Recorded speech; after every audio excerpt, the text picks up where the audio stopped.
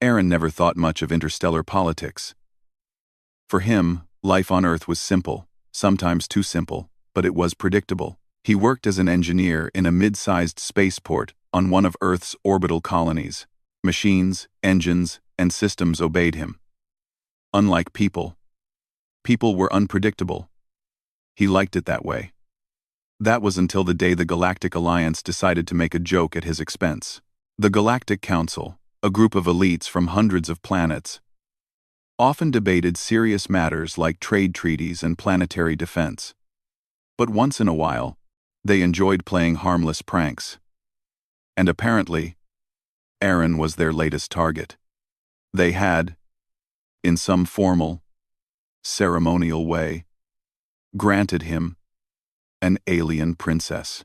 Lyra, the youngest daughter of the Zariath Empire, known across the galaxy for her intelligence, poise, and unmatched alien abilities, was now officially tied to a human him. Aaron had no idea what this meant. He had received a formal transmission, a holographic message filled with grandiose words he barely understood, congratulating him. At first, he thought it was spam, a joke from some mischievous programmer. But then the council followed up with a live-streamed ceremony, where Lyra herself appeared on a floating hologram, giving him a regal nod. The council laughed so hard, the chamber shook. "Watch this human squirm," one elder boomed, wiping tears from his eyes. Aaron, on the other hand, felt his stomach drop. When the portal finally opened on his doorstep, he was not ready. The light shimmered, and in a blink, she was there. Lyra's presence was undeniable. She was tall, with sleek, shimmering skin that changed colors depending on the angle of light. Her eyes were luminous pools of sapphire, and her hair floated in a subtle, alien gravity, as if alive. And she was looking at him, directly, judging him, but not with disdain. Something else. Curiosity.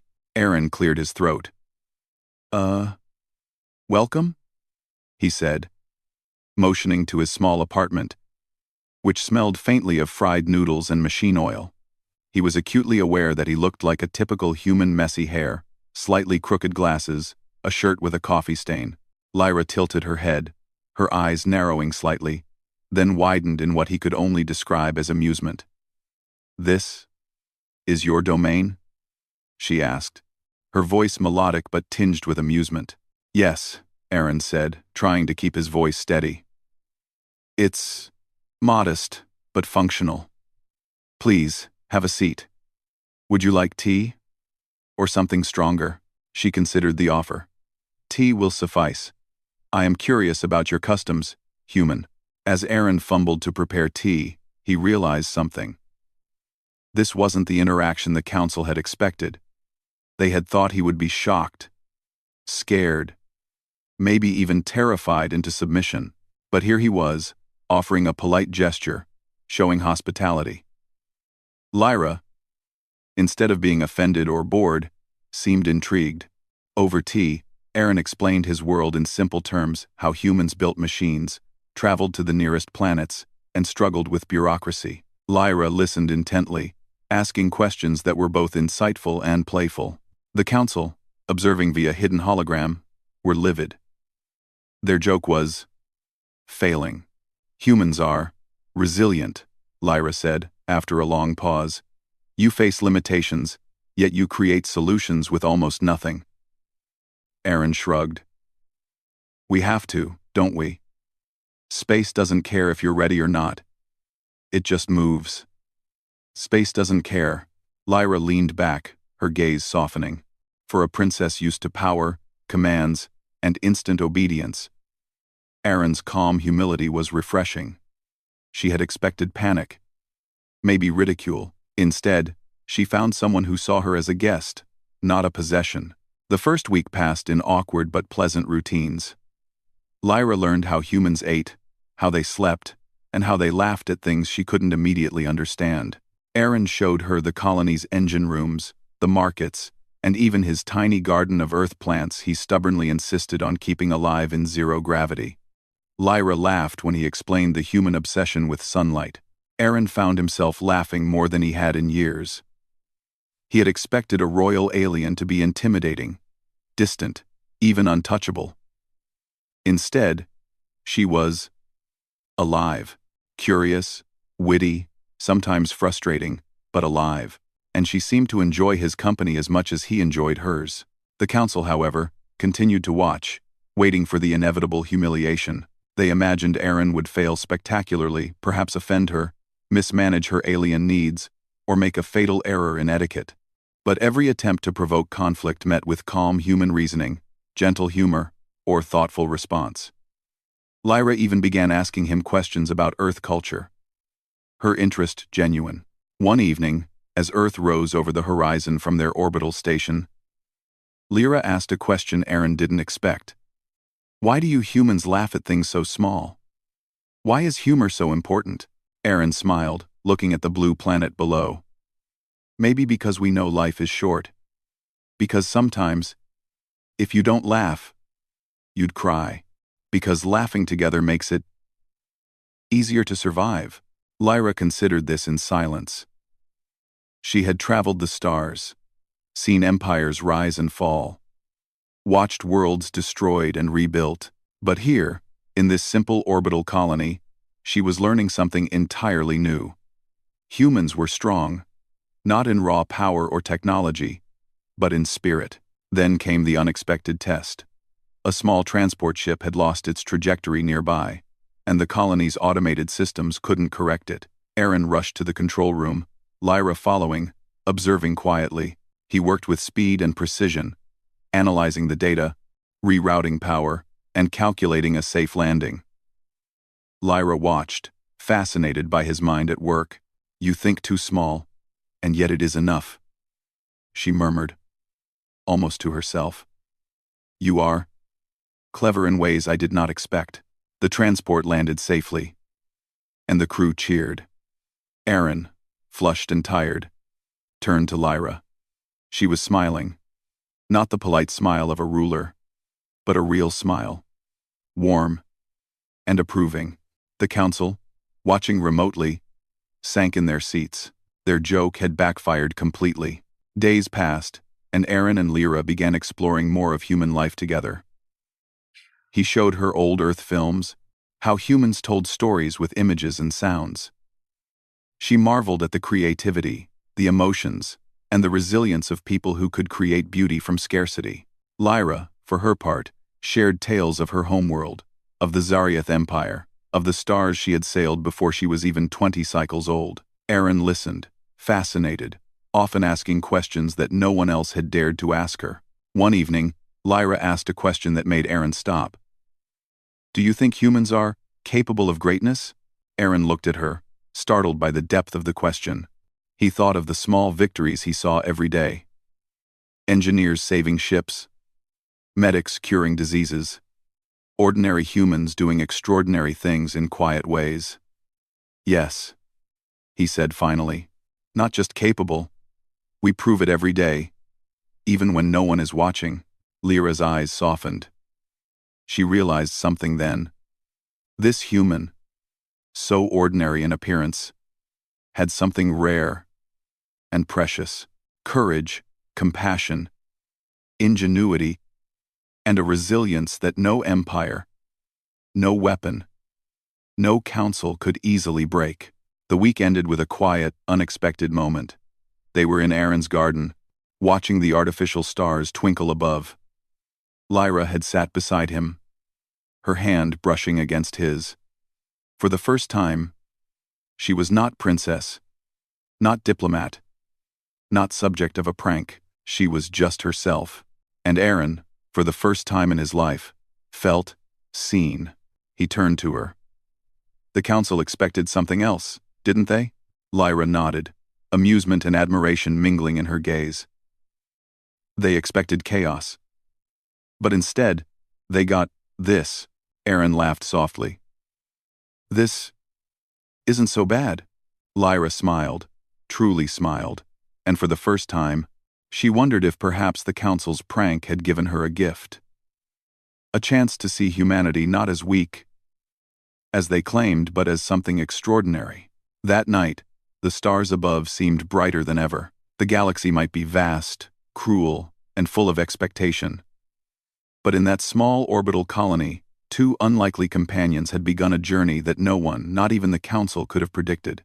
And somewhere in the observation chambers of the Galactic Council, the elites sighed, muttered, and realized that their joke had turned into something far more remarkable than they could have ever imagined.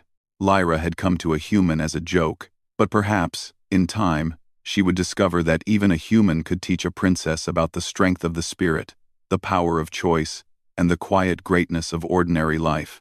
Aaron, exhausted, smiled to himself. Life was no longer simple, but it had become infinitely more interesting, and that was only the beginning.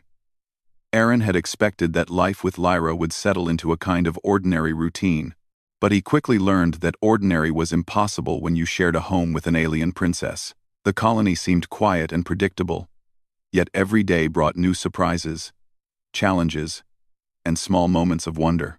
Lyra was curious about everything from the way humans cooked their meals to how Aaron repaired old machines that should have been obsolete decades ago. One morning, Aaron was adjusting the cooling system in the orbital station when Lyra appeared in the doorway.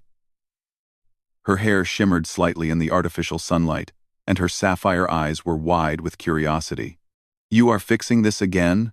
she asked, her voice both amused and incredulous. "Yes," Aaron said, wiping his hands on a rag. "The cooling system always has issues. It's old, but it works if you treat it right." Lyra stepped closer, observing him carefully. "Your people rely on such fragile systems, yet you trust them to survive in space?" Aaron smiled, a little proud. "It's not about trusting. It's about knowing how to work with what you have. You can always make something better if you understand it." She tilted her head. "Humans adapt in ways my people rarely consider. You see value where others see flaws." Aaron chuckled. "That's probably the nicest thing a princess has ever said to me." Lyra smiled faintly, but her expression soon grew serious. "I wish more of my world saw it that way. We assume strength comes from power or control, but sometimes it comes from persistence." Aaron paused. There was something about the way she spoke, something thoughtful and quiet, that made him feel like she truly understood something about humans that no one else did. He realized she wasn't just observing him as a curiosity, she was learning from him, seeing the human way of life as valuable, maybe even superior in its own way. Their days soon filled with small adventures. Aaron decided to show Lyra some of the human colonies on nearby moons. Each settlement had its own quirks, its own charm, and its own challenges. Lyra was fascinated by the ingenuity humans displayed, how they adapted machinery, built homes, and even created small gardens in the harsh environments of space. She watched how humans worked together, argued occasionally, yet always found solutions. At one settlement, a minor crisis arose. A transport freighter had been damaged during landing, and cargo containing essential supplies was at risk. Aaron immediately took charge, analyzing the problem and coordinating a repair effort. Lyra followed, watching silently but with intense interest. The humans worked efficiently, improvising where necessary. Aaron guided them, using his knowledge of engineering and physics. But he relied on human teamwork rather than advanced alien technology. Lyra noticed how humans could take small, imperfect tools and still achieve remarkable results. She was impressed not just with Aaron, but with the species he represented. When the freighter was finally stabilized, Lyra approached Aaron. "Your people are not weak. I thought humans were fragile. I thought you relied too much on luck. But you adapt and you overcome. It is extraordinary." Aaron shrugged, feeling a little embarrassed by the praise. "We survive because we have to. That's all there is to it." Lyra studied him for a long moment, then smiled. "You underestimate yourselves, but that is what makes you strong." Word of their unusual pairing began to spread throughout the surrounding colonies. Some aliens laughed or mocked, unable to understand why a princess would choose to spend time with a human. Others were intrigued, curious about what this union might mean for the galaxy. Lyra did not care for their opinions. She cared for Aaron, for what she was learning from him, and for the humanity he represented. One evening, as they returned to Aaron's orbital station, a distress signal flashed across their comm system. A group of space pirates had attacked a remote trade route, and several civilian ships were in danger. Aaron immediately prepared to respond, and Lyra insisted on accompanying him. The attack was chaotic. Ships fired at each other. Debris floated in the void, and panic rippled through the civilian vessels. Aaron remained calm. Assessing the situation quickly, he devised a plan. Using old but reliable technology to create a temporary shield and reroute cargo ships to safety. Lyra watched, impressed, as Aaron worked with precision and courage. At one point, a pirate ship targeted their transport, but Aaron had anticipated the move. He maneuvered their ship, dodging attacks with ingenuity rather than firepower. Lyra's abilities could have easily destroyed the pirates, but she chose to follow Aaron's lead, learning from his strategy and trusting his instincts. When the dust settled, the civilian ships were safe, and the pirates fled.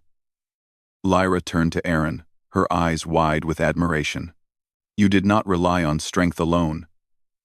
You relied on intelligence, ingenuity, and understanding. That is human greatness.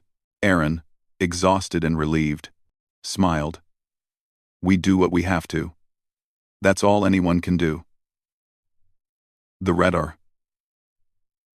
We do what we have to. The event further solidified Lyra's view of humanity. She began to see humans not as fragile, weak creatures, but as clever, resilient, and capable of extraordinary feats. Their ability to think creatively, to improvise, and to work together under pressure impressed her far more than any raw power she had ever witnessed in her own empire. Back at the orbital station, the two shared a quiet evening. Aaron prepared a simple meal of roasted vegetables and noodles, while Lyra observed, fascinated by the way humans combined flavors and techniques. They ate together, discussing the day's events and laughing at the small mistakes and accidents that had occurred. You are different from what I expected, Lyra said, after a while. I thought humans would be loud, reckless, perhaps even foolish. But you are steady, patient, and wise in ways I did not anticipate. Aaron smiled, shrugging modestly. I'm just normal, I guess.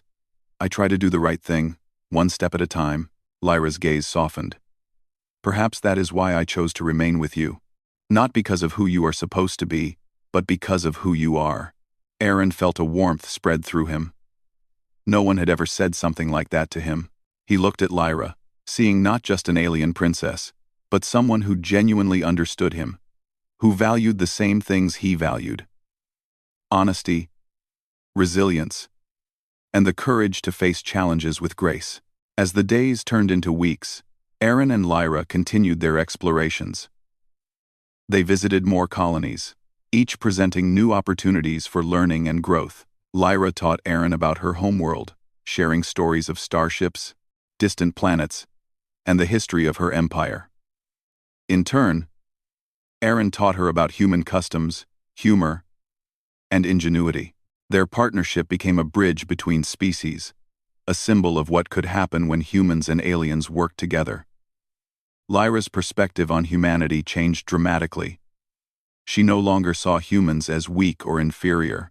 Instead, she saw a species capable of extraordinary creativity, compassion, and courage. One afternoon, while exploring a dense asteroid field, Aaron and Lyra encountered a malfunctioning mining vessel. The crew was trapped inside, systems failing rapidly. Aaron quickly assessed the situation, devising a plan to use the asteroid's natural magnetic fields to stabilize the ship temporarily. Lyra assisted, her alien abilities providing support, but it was Aaron's quick thinking and knowledge of human engineering that ultimately saved the crew. Afterward, Lyra looked at him with awe. Your species is remarkable. I believed the Council's assumptions. I believed humans were fragile. But you proved them wrong in ways they cannot even imagine. Aaron laughed softly. We don't think about proving anyone wrong. We just do what we have to. I guess maybe that's what makes us strong." Lyra nodded, her eyes reflecting both admiration and newfound respect. She realized that Aaron's strength was not in muscle, nor in wealth, nor in status. It was in his mind, his heart, and his unwavering determination to face challenges head-on. Their bond grew stronger with each adventure.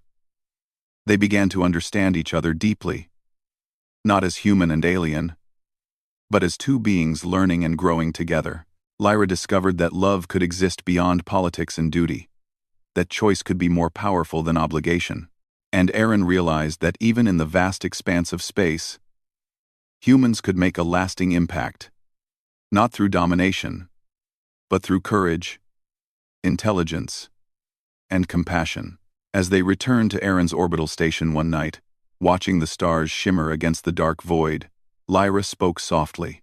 "The Council's joke, it may have been meant to humiliate or confuse me, but in truth, it has given me something far more valuable. I am learning humanity." Aaron smiled, feeling a sense of pride and hope. "And I'm learning from you too. Maybe we both got more than we expected." Lyra reached out, her hand brushing against his. "Perhaps this partnership is more than a joke. Perhaps it is a beginning." Aaron looked at her, realizing that this was not just the start of an unusual friendship or adventure. This was the beginning of something greater, something that could change the way humans and aliens viewed each other. Something that could prove that humanity, even underestimated and overlooked, was capable of extraordinary things. And as they stood together, gazing at the stars, both knew that their journey was only beginning. The galaxy was vast, full of challenges, surprises, and wonders. But together, they could face whatever came next. For Lyra, the human princess was no longer just a joke of the Council. He was a teacher, a companion, and perhaps, in time, something far more important. For Aaron, the alien princess was no longer a figure of mockery or intimidation. She was a partner, a friend, and a reminder that humanity's greatest strength was not in power, but in heart and mind. And somewhere in the distant chambers of the Galactic Council, the elites continued to fume. Their joke had failed. Spectacularly. They had underestimated humans and underestimated the extraordinary bond that could form when two very different beings chose to understand and respect each other. Aaron and Lyra had begun to prove something incredible. Humans, in their simplicity and perseverance, could achieve greatness far beyond what anyone expected, and that was just the beginning of their story.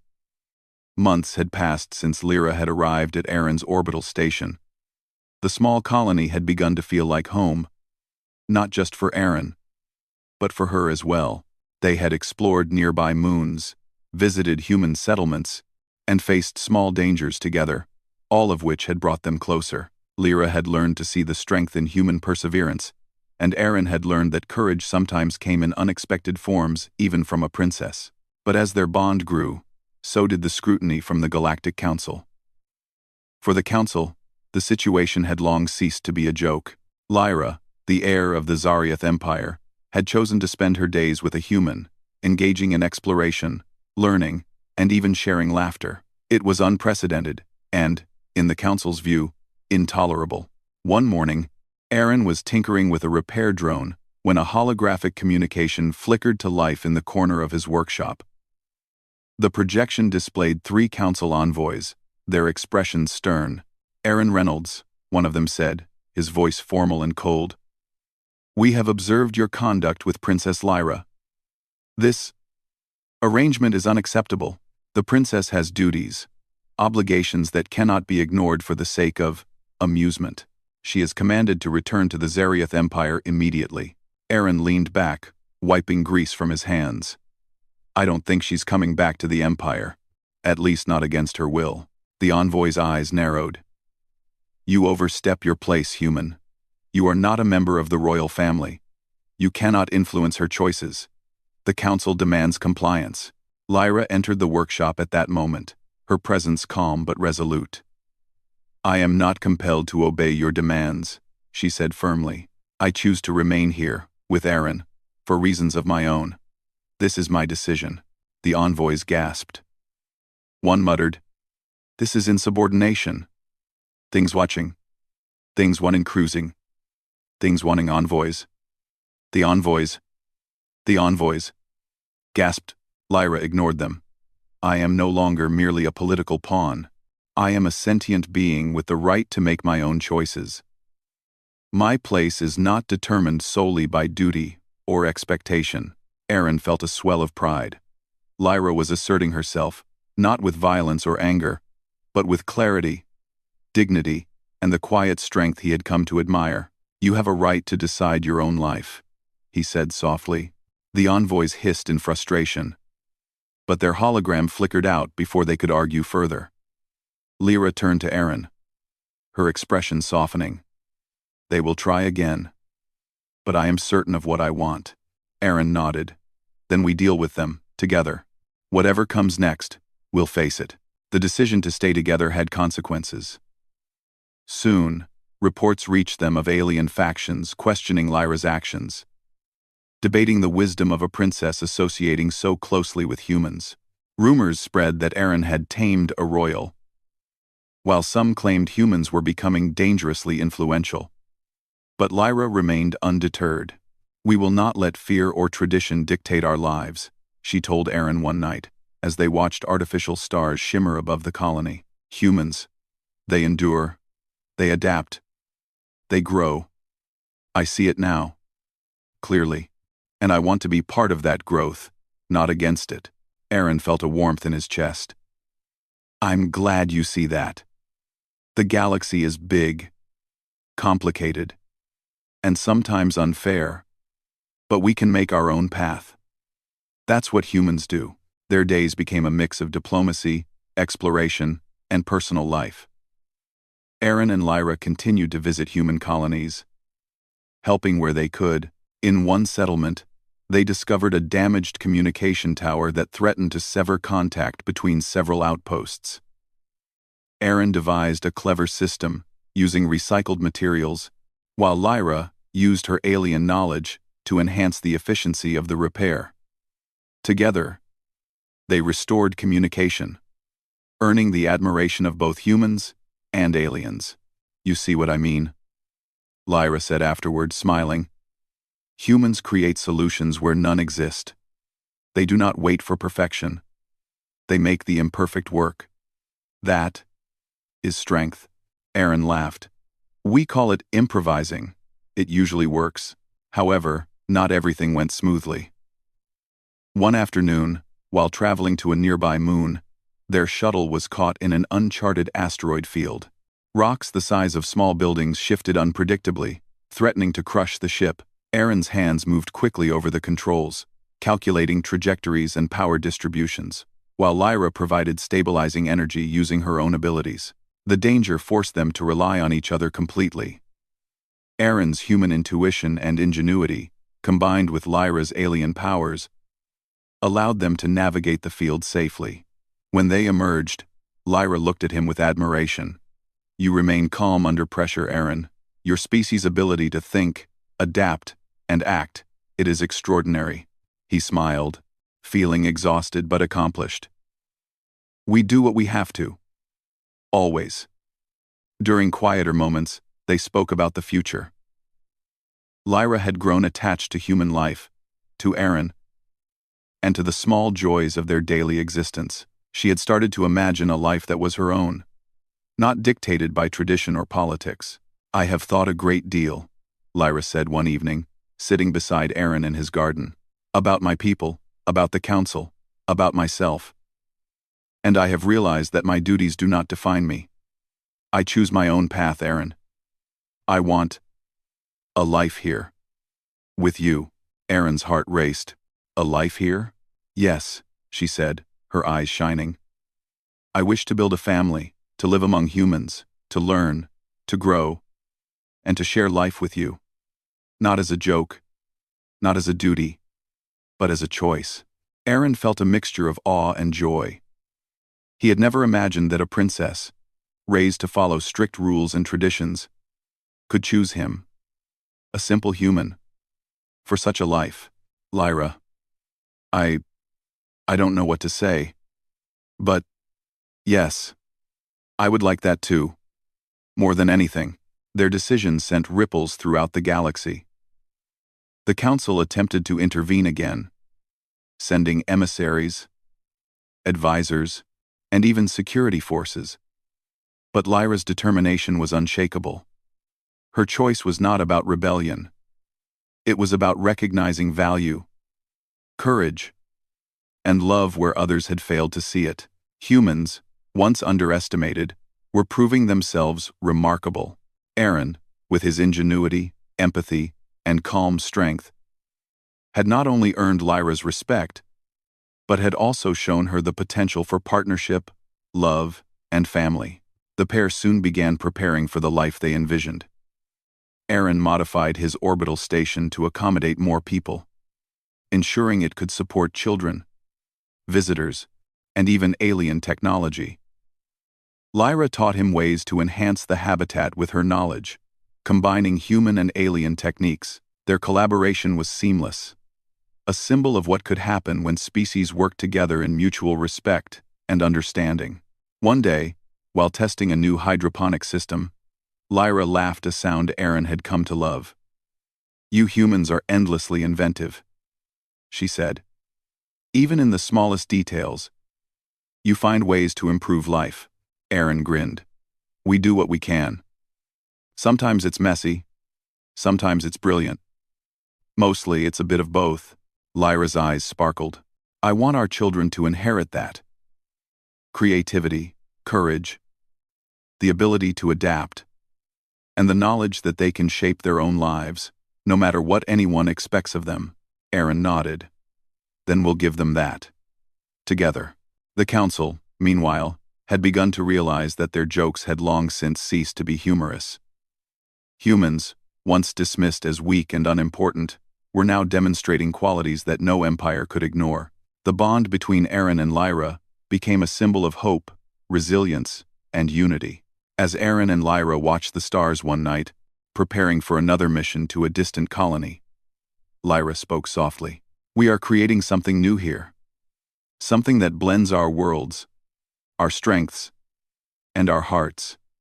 Perhaps this is the true power the Council never understood. Choice, freedom, and partnership." Aaron smiled, taking her hand. "Humans understand that better than most.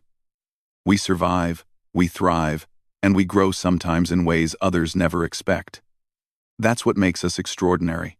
Lyra leaned her head on his shoulder. "I have learned more about humanity than I ever imagined. And I have learned more about myself, too. I am no longer merely a princess. I am Lyra, a being with the right to choose, to love, and to create a future of my own design." Aaron felt a profound sense of gratitude and wonder. Here he was, a simple human, chosen by a princess not as a joke, but as a partner. Together, they were breaking traditions, defying expectations, and building a life that combined the best of both their worlds. And somewhere across the galaxy, the Council watched in disbelief. Their attempts to control, manipulate, or intimidate had failed. Instead, they had witnessed something greater: the quiet triumph of humanity, the strength of choice, and the extraordinary power that could emerge when two beings different in every conceivable way chose to face the universe together. Aaron and Lyra's story was no longer about a joke or a prank. It was about courage, ingenuity, love, and the potential of humans to rise above expectation. And as they prepared to explore new colonies, help new settlements, and nurture a family of their own, they knew that their adventure was far from over.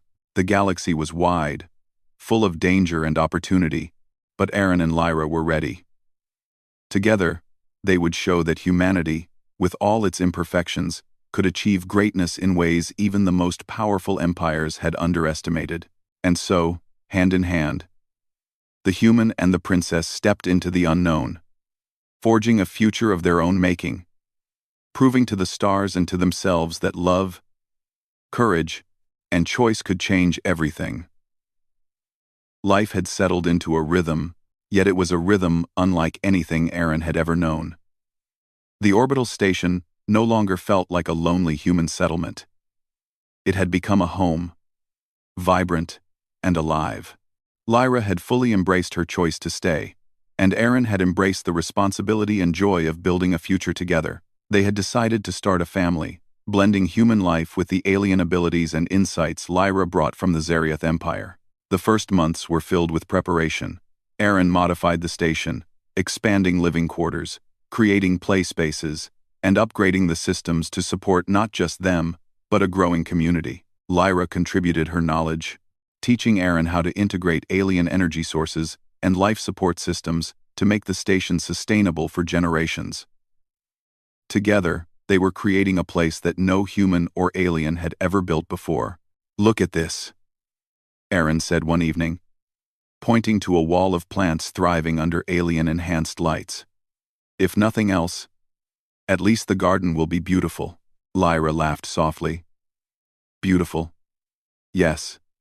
But it will also teach our children resilience. That even in harsh conditions, life can thrive." Their laughter echoed in the halls, mixing with the soft hum of machinery and the distant glow of earth below. The sense of accomplishment was profound. For Aaron, it wasn't just about survival or engineering, it was about legacy, about showing that humans could shape their world, even in the vast emptiness of space. As word spread of their partnership and impending family, the galaxy reacted in surprising ways. Some aliens who had once mocked humans now looked at them with curiosity and respect. Humans, too, felt pride. Here was one of their own, a simple engineer, chosen by a princess not as a joke, but as a partner, a symbol of what humanity could achieve. The council, ever watchful, attempted one last intervention. They sent an official envoy, dressed in formal ceremonial attire, expecting to assert authority and remind Lyra of her duties. Aaron and Lyra welcomed them politely. Lyra spoke first, her voice calm but firm. "I am no longer bound solely by duty to my empire. I am a sentient being with the right to choose my life, my family, and my future. I have chosen to remain here, on this station, with Aaron, and to build a life with him. This is my decision, and it will not be revoked." The envoy's face paled. "Princess, this is insubordination. You cannot ignore your responsibilities." Lyra's gaze hardened, yet her voice remained steady. "I am responsible. I am responsible for the life I choose, for the family I am creating, and for the people who live and thrive here. My responsibility is not solely to tradition, but to life, growth, and understanding. And Aaron has taught me that humans are capable of greatness, not weakness. That is my choice." The envoy had no reply. They had underestimated the power of human resilience, the force of partnership, and the strength of choice. Slowly, they left, realizing their authority had no place here. Life continued. Soon, Lyra gave birth to their first child, a small being with bright eyes that reflected both human curiosity and alien luminescence. Aaron held the baby, feeling a warmth and pride unlike anything he had known. Lyra sat beside him, watching with soft eyes. "This child," she whispered, "will know the strength of both our worlds, the courage of humans, and the wisdom of the Zariath." Aaron smiled, brushing the baby's small hand. "And they'll know love. That's the most important thing of all." Their community grew. Humans, aliens, and hybrids worked together, learning from one another, teaching one another, and thriving in ways that no single species could have achieved alone. Aaron's ingenuity and Lyra's knowledge created technologies that enhanced daily life, made travel safer, and even inspired other colonies to adopt similar practices. Children laughed in the corridors, playing games that combined human imagination with alien creativity. Adults collaborated on projects that seemed impossible only a year before. The station became a beacon of hope and innovation, a shining example of what could happen when humans were not underestimated, when they were trusted, and when their courage and intelligence were allowed to flourish. One day, a distant fleet arrived from the Zariath Empire. They came not as rulers or commanders, but as observers. Curious about the success of this human-alien partnership, they walked the halls, marveling at the efficiency, creativity, and harmony of the station. An elder of the fleet approached Aaron and Lyra. "We did not expect this," he said slowly. "Your people, human and Zariath together, you have created something remarkable.